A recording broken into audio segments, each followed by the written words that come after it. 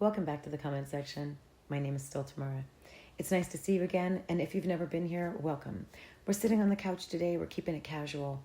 We are talking about the Menendez brothers, and on my last episode, we did a quick little opener and discussed the framework of why we're talking about this. So I just watched all 100 episodes of the original trial of Court TV, and it dawned on me that there's so much information. There are so many moving parts to this case. And the public was robbed of 80% of it because once the second trial started, so much evidence was removed from the first trial. So one of the things that I'd like to discuss with you guys that I talked about in the framework of the original opener is Erik versus Lyle. Now let me stop for a second and remind you I'm a nobody. I'm just a somebody sitting on the couch.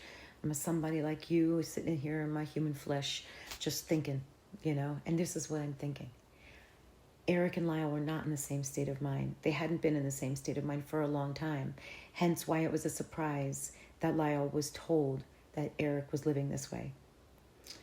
I do believe that Erik was living as almost a double victim because not only was his father and his mother gaslighting him and mistreating him, but Lyle would have always had some sort of advantage over him because he's the older brother, because they had already been through trauma bonding, because now we know that's a thing, yeah?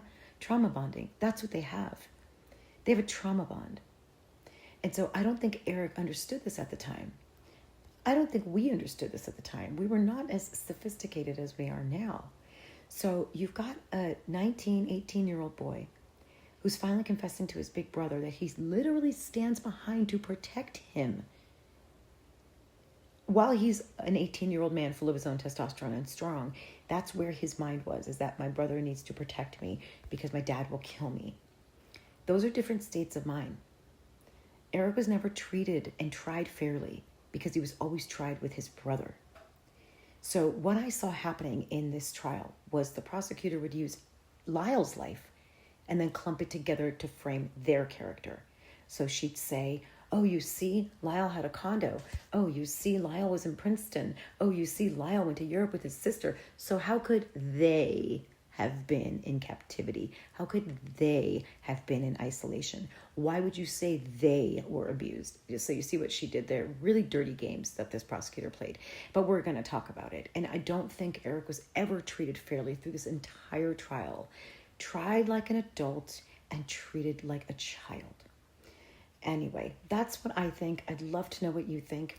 And I'll see you on part 3. Have a great day.